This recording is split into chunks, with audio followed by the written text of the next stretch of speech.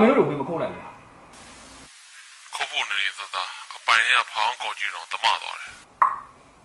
မင်းတို့တွေကွာပြောလိုက်အခါဖက်ကယူလိုက်ကို့အပိုင်ရဲကိုဝင်လာတော့မင်းတို့တွေဝင်မလုံနိုင်တော်တော်အသုံးမကျတယ်ကွာအခြေအနေမပေးလို့ပါစရီဟေ့ငါပြောတာကိုသိကြငါထားဒီကောင်နဲ့ပတ်သက်တဲ့ဓာတ်တွေအကုန်လုံးတစ်ခုချင်းလိုက်ဖြုတ်ကြားလာရဲ့ဟုတ်ကဲ့ပါစရီ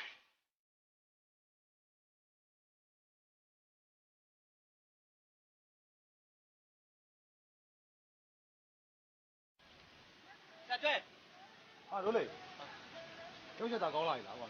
ဩကျွန်တော်လည်းအလုံးမှာရှုပ်နေလို့ခုတော့ရှော့ကြီးတက်လို့ဆရာစီလာဘာရှော့လဲကွာ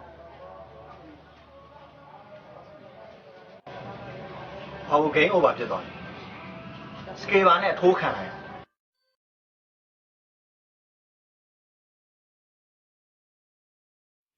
သူလည်းသိတယ်သူမှမသိဘူးဆရာဝင်လာတယ်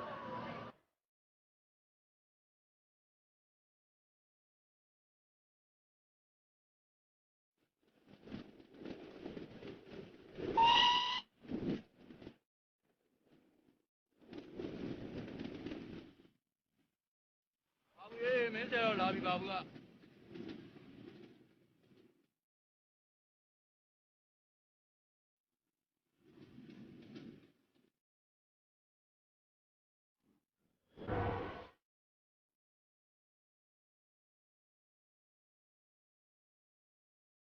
ဘောင်နဲ့အစာမကြီးတဲ့ထဲမှာ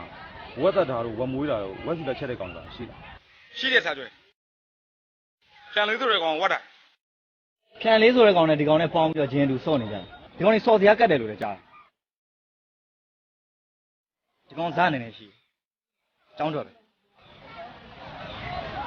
အခုဖြန်လေးပဲမှာ